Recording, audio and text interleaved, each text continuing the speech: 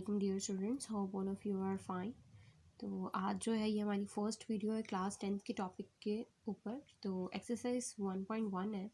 ये चैप्टर जो है ना वो क्वाड्रेटिक इक्वेशन से रिलेटेड है। तो क्वाड्रेटिक इक्वेशन की पहले थोड़ी सी ब्रीफ जो है वो समरी देंगे ताकि आपको इसको थोड़ा सा समझ आ जाए और उसके बाद इसके क्वेश्चन की तरफ आएंगे। तो पहले क्वाड्रेटिक इक्वेशन जो है ना उसके अंदर क्या है कि दो तरह की क्वाड्रेटिक इक्वेशन होती है, ठीक है। एक क्वाड्रेटिक इक्वेशन होती है स्टैंडर्ड फॉर्म में और एक होती है प्योर क्वाड्रेटिक इक्वेशन, ठीक है।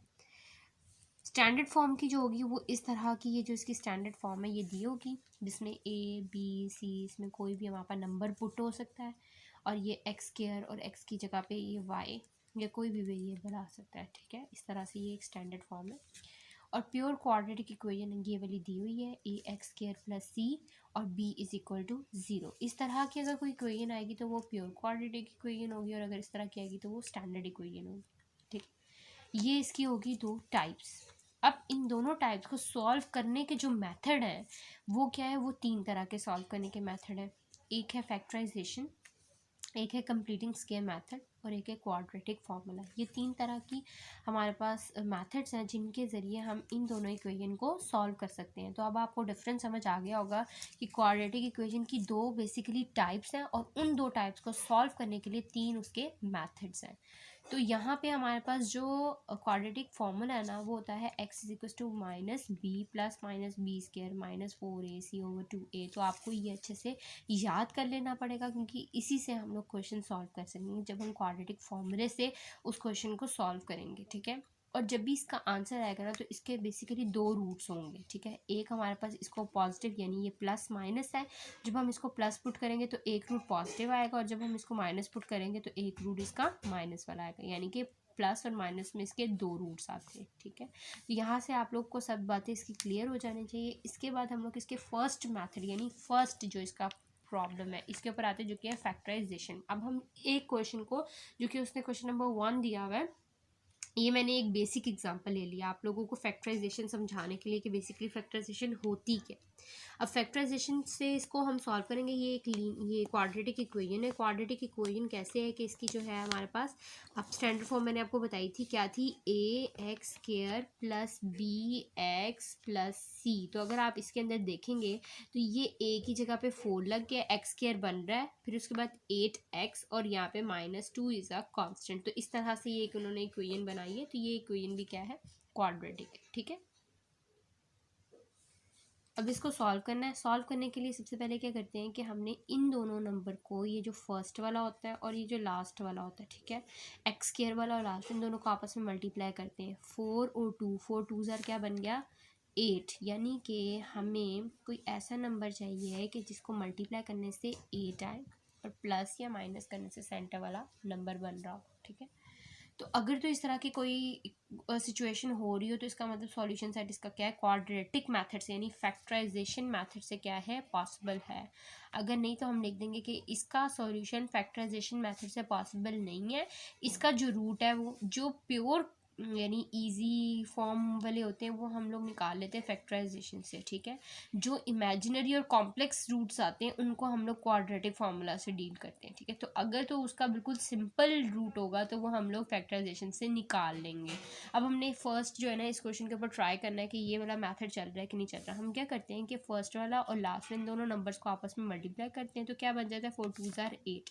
अब प्लस ये तो आ गया मल्टीप्लाई। अब हमने कोई ऐसा नंबर ढूंढना है कि जिसको मल्टीप्लाई करने से तो 8 आंसर आ रहा हो और प्लस या माइनस करने से 8 आंसर आ रहा हो, ऐसा कोई नंबर। तो अगर हम लोग शुरू से ट्राई करें, 2 के टेबल में 8 आ रहा है, कहाँ पे आ रहा है 4 2 ज़ार 8। तो अगर हम इसको प्लस करते हैं तो ये प्लस करने से क्या बन रहा है 6 बन रहा है, लेकिन 8 सेंटर वाली टर्म नहीं बन रही, दैट मीन्स ये रूट इसका नहीं है। नेक्स्ट हम ट्राई कर लेते हैं, 3 के टेबल में तो हो ही नहीं रहा, 4 के टेबल में अगेन सिंपल सेम मेथड पे हो रहा है। इसके अलावा ये डायरेक्ट अगर हम लोग देखें तो 8 के टेबल पे जाएगा, 8 1 ज़ार 8, लेकिन क्या हो रहा है कि इसको प्लस करने से क्या हो रहा है कि ये 9 बन रहा है और माइनस करने से 7, मतलब कि ये फैक्टराइजेशन से इसका कॉम्प्लेक्स रूट आएगा, सिंपल रूट नहीं आएगा। तो ये फैक्टराइजेशन से क्वेश्चन सॉल्व नहीं हो रहा, ठीक है। इसी तरह अब हम लोग अब बुक से इस ये क्वाड्रेटिक फैक्टराइजेशन वाले जो टॉपिक है इधर से एक क्वेश्चन ढूंढेंगे और उसको सॉल्व करते हैं ताकि आप लोगों को उसकी प्रॉपर एग्जाम्पल से समझ आ जाए। तो ये एक एग्जांपल है, ये एग्जांपल है वो 1 दी है एक्सरसाइज 1.1 से पहले जो सी उन्होंने दी हुई है। क्वेश्चन नंबर 2 को समझाने की कोशिश करें जिसपे फैक्टराइजेशन है। अब अगर हमने फैक्टराइजेशन समझानी है तो सबसे पहले ये एक दी हुई थी इक्वेशन, इसको हम सॉल्व कर लेंगे। सॉल्व क्यों करेंगे? क्योंकि इसमें 2 एक्स आ रहे हैं, आपको पता है कि एक एक्स होना चाहिए और एक कॉन्स्टेंट टर्म होनी चाहिए, ठीक है। तो ये क्या हो जाएगी 3x² माइनस 6x, चूँकि यहाँ पे x प्लस हो रहा है तो जाके क्या हो जाएगा माइनस x, और यही प्लस 20 है तो इक्वल की दूसरी साइड पे जाके क्या हो जाएगा minus 20, that is equal to 0। तो ये जगह 3x² प्लस हो जाएगा 6 और 1 7, 7x माइनस 7x और माइनस 20 इज इक्वल टू 0। अब इसको सॉल्व करना है फैक्टराइजेशन से। मैंने आपको बताया कि लास्ट टर्म और ये जो दोनों लास्ट टर्म होती हैं इनको हम मल्टीप्लाई करते हैं। 23 इधर क्या हो जाता है 60, ठीक है, यहाँ पे सिंपल 60 आ गया, ठीक है। अब हमने कोई ऐसा टेबल देखना है कि जिसके टेबल से मल्टीप्लाई करो तो 60 है दोनों डिजिट्स को, और उनको अगर हम प्लस और माइनस करें तो क्या है आपके पास 7 है, ठीक है। इसको करने के लिए हम क्या करेंगे, वो तमाम टेबल देखेंगे जिनमें 60 आ रहा होगा। तो अगर हम शुरू से स्टार्ट करें तो सारे टेबल्स देखेंगे। सबसे पहले 2 के टेबल में देख लेते हैं। 2 के टेबल में कहाँ पे आएगा 2 multiply by 30 is equal to 60, ठीक है। अब 30 में से 2 निकाल दो या माइनस कर दो तो प्लस कर दो तो 7 नहीं आ रहा, दैट मीन्स ये वाला नहीं है। इसके अलावा ये वाला रूट चेक कर लेंगे, 30 में से 20 निकाल देंगे तब भी ये वाला रूट नहीं है। इसके अलावा हम लोग 4 के टेबल से देख लेंगे। 4 के टेबल के अंदर 60 जहाँ पे भी आ रहा होगा। बेसिकली आपने इस तरह सारे टेबल्स चेक करने हैं, ठीक है।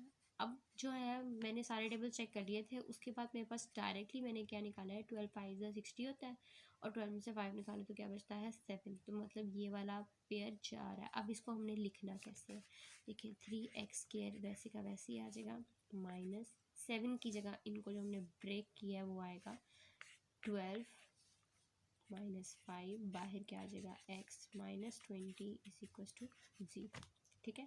अब देखिए 12 5 से क्या आ रहा है 60, और इनको माइनस करने से 7 भी आ रहा है हमारे पास। 3x² माइनस को अंदर इंटरप्रेट करवा देंगे, minus 12 plus 5x minus 20 is equal to 0। Minus किया तो क्या आ रहा है इसका 7। ये देखिए अब इधर से भी अगर आप देखें तो आपको पता चल गया होगा कि 12 में से अगर हम लोग 5 निकालें तो आराम से 7 बन रहा है, और माइनस बड़ी वैल्यू का साइन लगता है तो माइनस क्या आ जाएगा 7 आ जाएगा। इसके बाद हम लोगों ने इसमें से कॉमन ले लेने, अगर कोई आता हो जैसे 3 के टेबल में आता है 3 को कॉमन लिया है, x² माइनस 4। अब इन दोनों में x भी था तो हम x को भी बाहर ले लेंगे तो क्या बन जाएगा 3x माइनस 4, इसमें से प्लस 5 कॉमन आ रहा है, टेबल कॉन्स्टेंट्स में से कॉमन आ रहा है तो क्या आ जाएगा x माइनस 4। अंदर के जो है ये दोनों सेम है, चूँकि जो ये दोनों सेम है तो इसका मतलब हमारा जो ये जा रहा है सॉल्व हो रहा है ये बिल्कुल ठीक हो रहा है। अब 3x और ये 5 है, इन दोनों को कंबाइन करके लिख देंगे तो बनेगा 3x प्लस 5, और एक बन जाएगा x माइनस 4, ठीक है, इज़ इक्वल टू 0। इसका मतलब ये है कि ये भी इक्वल के बराबर है, 0 के बराबर है, और ये भी इक्वल 0 के बराबर है। तो हम इसको ऐसे लिख लेंगे 3x plus 5 is equal to 0, x minus 4 is equal to 0, क्योंकि हमें पता है कि हमेशा ये जो इक्वेशन होती है क्वाड्रेटिक इक्वेशन के 2 रूट्स निकलते हैं, एक प्लस में और एक माइनस में। इसको हम सॉल्व करेंगे, ये मेरे पास निकलेगा 3x is equal to 5 plus होता है तो जाके माइनस 5 हो जाएगा, x के साथ ये मल्टीप्लाई होता जाके डिवाइड हो जाएगा, x is equal to minus 5 3 हो जाएगा। नेक्स्ट ये वाला देख लेते हैं, x इज इक्वल टू 4 आपके पास क्या आ जाएगा, एक ये रूट बन गया और एक ये रूट बन गया, और इस तरह आपके पास क्या हुआ है कि इसका आंसर आ गया। इसी तरह से हम फैक्टराइजेशन कर सकते हैं। नेक्स्ट क्वेश्चन के अंदर मैं आप लोगों को कंप्लीटिंग स्क्वायर मेथड सिखाऊंगी, और जो लास्ट है क्वाड्रेटिक फार्मूला वो सिखाऊंगी, ताकि आप लोगों को उसमें भी ईजीनेस हो जाए। इसी के साथ मैं अपनी वीडियो को एंड करती हूँ। दुआ में याद रखें। अल्लाह हाफिज़।